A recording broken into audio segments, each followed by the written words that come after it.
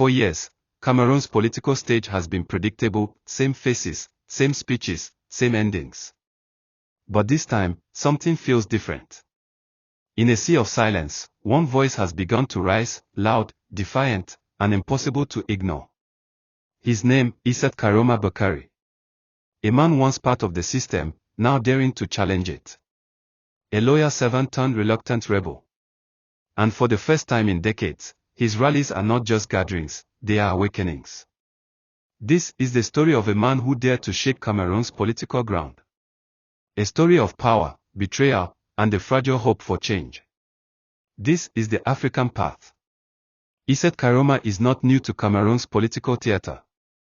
For over 30 years, he has walked its corridors, from parliament halls to ministerial offices. He was once a trusted ally of President Paul Biya, serving as Minister of Communication, defending government policies with a sharp tongue and steady composure. He knew the system, its strengths, its secrets, and its weaknesses.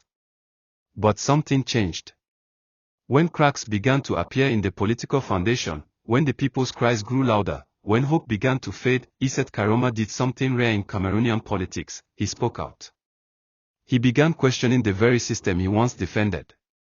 He talked about injustice, corruption, and the suffocating grip of power that had kept Cameroon under one man's rule for over 4 decades. And then, he did the unthinkable: he announced his intention to run for president. At first, few took him seriously. They said he was too old, too loyal to the system he now criticized. But then came the rallies. From Gora to Douala, from the north to the center, thousands began to gather. Men, women, youth, waving flags, shouting his name, chanting "It's time." It was no longer just about Tchiroma.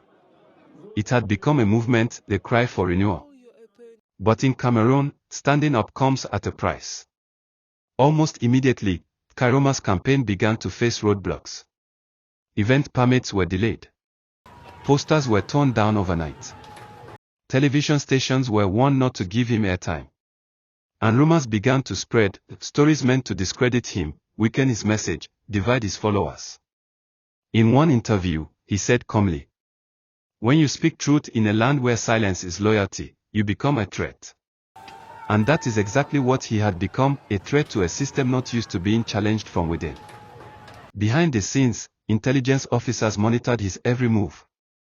Some of his team members were questioned, others reportedly intimidated. The government said it was for security reasons. But many saw it for what it was: a warning. Still, the rallies continued. And with each one, the crowd grew larger.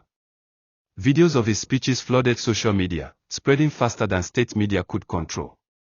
For many young people who had never known another leader but Paul Biya, Issa Tchiroma became a symbol of possibility.